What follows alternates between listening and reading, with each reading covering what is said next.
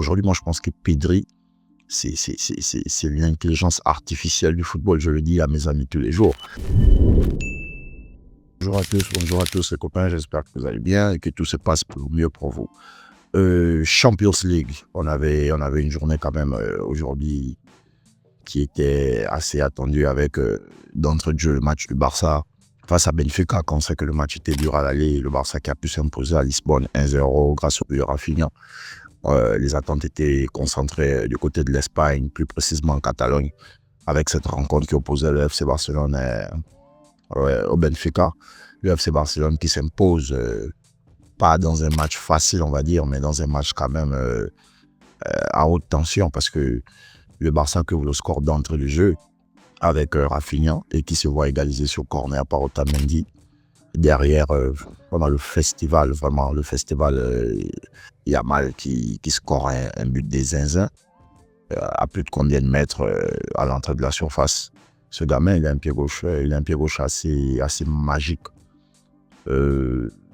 Après, on a un troisième but qui arrive net avant la fin de la première période.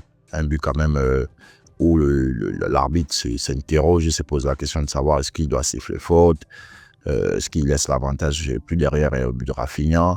Il essaie de consulter la VAR, il essaie d'être un peu au micro avec le garde du VAR. Et à la fin, il décide que voilà, il y a avantage sur cette action et à but 3-1. Déjà, on a une première mi-temps, le Barça qui fait une première mi-temps XXL. Ce Barça, en vrai, je pense qu'en Europe, il n'y a pas une équipe qui va affronter cette équipe. Pourquoi? Parce qu'aujourd'hui, en termes de cohérence, en termes de football, le Barça et cette équipe en Europe avec Flick. Bon, aujourd'hui, on va ajouter Luis Enrique et le Paris Saint-Germain. On va arriver dans ce débrief de Liverpool, Paris Saint-Germain. Je pense que ce sont les deux équipes aujourd'hui en Europe avec leur coach qui proposent quelque chose de plus cohérent. C'est-à-dire que tu sais et tu sens, tu vois, tout ce qu'ils font, c'est travailler. Ils n'imaginent rien, ils ne créent rien en fait. C'est vrai, il y a le génie qui arrive. Comme Yamal, on sait que beaucoup de qualité. Mais tout ce que le Barça met en place aujourd'hui, tu comprends et tu peux voir que c'est travailler. Flick travaille avec son équipe et ça se voit sur le terrain.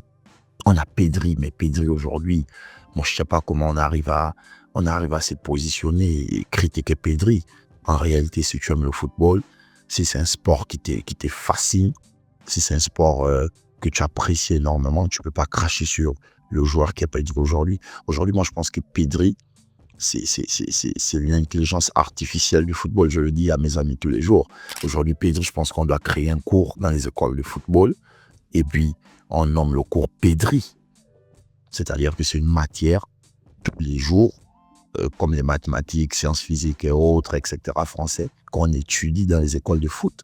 C'est-à-dire, école de football, il y a une matière qu'on nomme Pedri. C'est-à-dire, Pedri, aujourd'hui, les gars, c'est trop fort. Pedri, c'est trop fort. Et aujourd'hui, il est en train de nous montrer une des qualités qu'on ne connaissait pas de lui. Physiquement, Pedri, il répond aujourd'hui au duel. Il répond à la pression. Il répond. C'est-à-dire que Pedri, il va te presser. Pedri, il va aller te chercher le ballon. Pedri, il va courir plus de combien de kilomètres. Le match allait déjà face au Benfica. Il était le joueur qui avait couru le plus de kilomètres.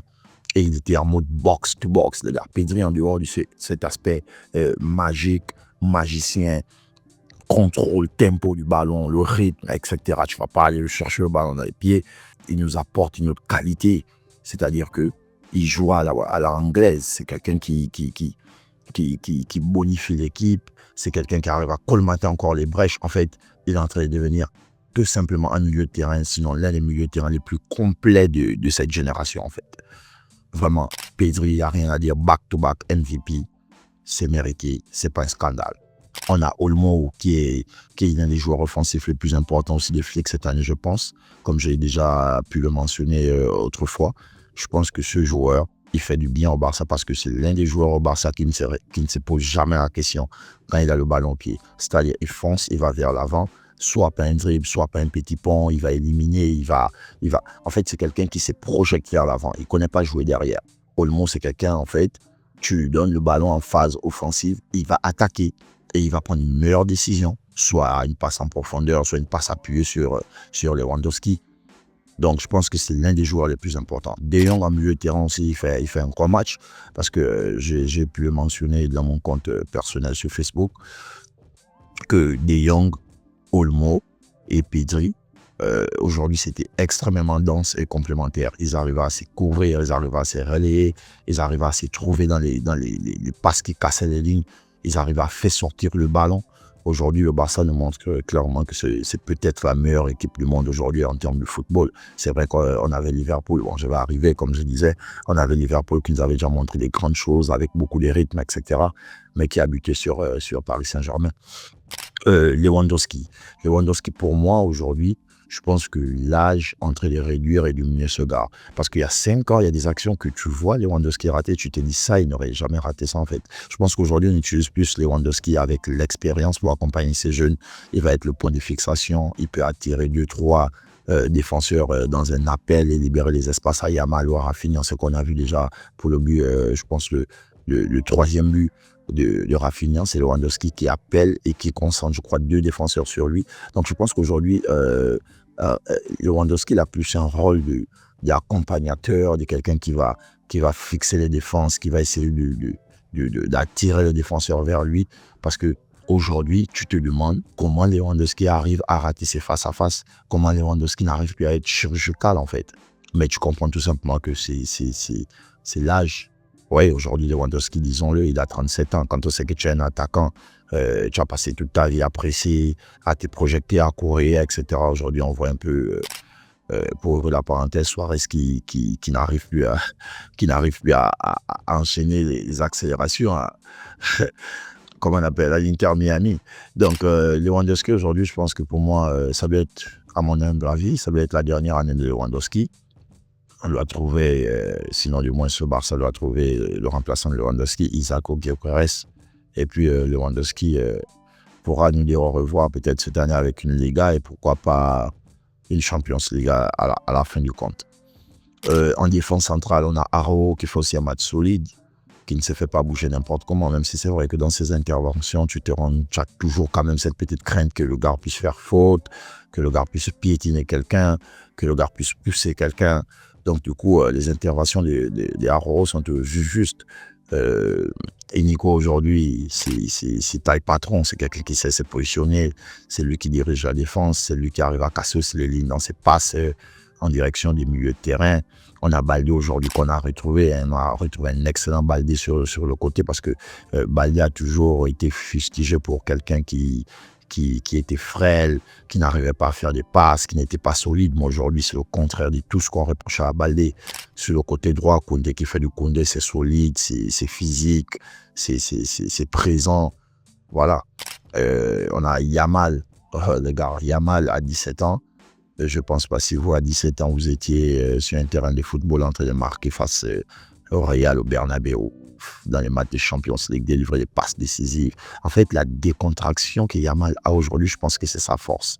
Aujourd'hui, il sait qu'il a 17 ans, il est décomplexé. Pour lui, en fait, il a l'impression, ça doit être un jeu pour lui. Il s'est dit, j'ai 17 ans, même si je ne fais pas bien, ok, d'accord, j'ai 17 ans. Parce que le calme avec lequel Yamal, en fait, j'ai l'impression que c'est un joueur qui, ça fait déjà 15 ans, il est au haut niveau. Il a une maturité, c'est-à-dire que la prise de décision, l'information, la passe qu'il va te donner. Les gars, Yamal, ça pue au football. Je pense qu'on a là le joyau des 10, voire 15 prochaines années en termes de football. Sachant qu'il va prendre en masse, il va prendre en intelligence, il va comprendre plus le jeu, il va progresser. Déjà, il a une marge de progression et ça se voit depuis le début, quand il a commencé ses débuts avec Xavi. Je pense que Yamal, c'est le football pur. Yamal, c'est beaucoup de choses. C'est beaucoup de choses, comme on dit. De l'autre côté, Rafinha, pour terminer avec le match Barça. Oh, les gars, Rafinha, disons les termes, ballon d'or. Aujourd'hui, ballon d'or. Rafinha, il a une taille, ballon d'or. Les statistiques sont là. Meilleur buteur de Champions League avec 11 réalisations. Il a déjà dépassé tous les Brésiliens de l'histoire du Brésil qui ont pu jouer cette compétition. Kaká, Ronaldo, Ronaldinho, Neymar, Vinicius, etc. Quand on a vu les débuts de Rafinha, Tout le monde était sceptique. On s'est moqué de lui.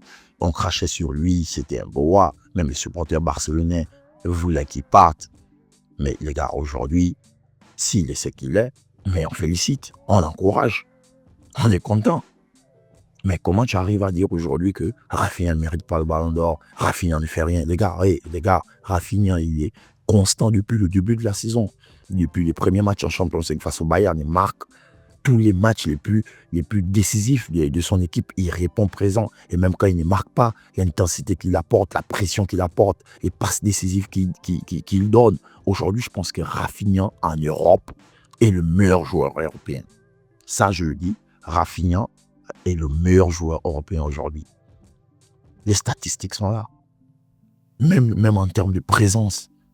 Là, il fait un match aller-retour face à Benfica. On est en 8e de finale, c'est vrai. Les gens diront on est en 8e de finale, on l'attend en quart, en demi-finale. Mais les gars, je vous promets, ce Rafinha, il est concentré. Ce Rafinha, il est déterminé. Les gens l'avaient vu l'élimination l'année dernière, comment c'était l'un des joueurs les plus affectés. Aujourd'hui, il est venu avec une autre mentalité. C'est quelqu'un qui veut gagner. C'est quelqu'un qui répète les efforts. C'est quelqu'un qui accompagne le Barça. Aujourd'hui, s'il n'y a pas Rafinha, il n'y a pas la saison du Barça. C'est vrai, on va dire Lewandowski, le meilleur buteur de la Liga, mais aujourd'hui, s'il n'y a pas Rafinha, il n'y a pas la saison du Barça offensivement. Parce que Rafinha, en même temps, il est passeur, en même temps, il est buteur. Les gars, Rafinha, il fait une saison XXL.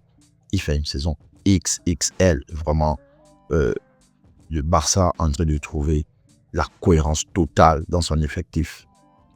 Aujourd'hui, je crois que c'est l'une des équipes à aller chercher en Champions League. En Liga, déjà, ils ont fait leur preuve. C'est vrai, c'est pas fini, la saison arrive, mais en Champions League, je pense que c'est l'une des équipes à aller chercher. Après, c'est vrai, ils bénéficient d'un tirage assez favorable en termes d'équipe. Ils sont d'un côté, là, ils vont affronter peut-être Lille, ils vont affronter Dortmund, et puis devant, ils vont affronter encore, facilement ces demi-finales, comme certains le disent. Le calendrier est là. Le Barça a quand même été dans une position assez favorable, parce que ça ne va pas rencontrer des Paris, ça ne va pas rencontrer des Liverpool, ça ne va pas rencontrer des Real, ça ne va pas rencontrer toutes ces grandes écuries, les Bayern, etc. avant au moins les demi-finales. Et ça, c'est avantageux. Voilà, avec un peu d'honnêteté, il faut reconnaître que c'est avantageux. Donc, je parlais déjà de Mohamed Salah et du Paris Saint-Germain. Le Paris Saint-Germain qui a éliminé Liverpool à Anfield avec un Dembélé virevoltant lors du début du match qui score 1-0. Et d'entrée de jeu, on s'est dit, oh les gars, le match là, il va aller en besogne.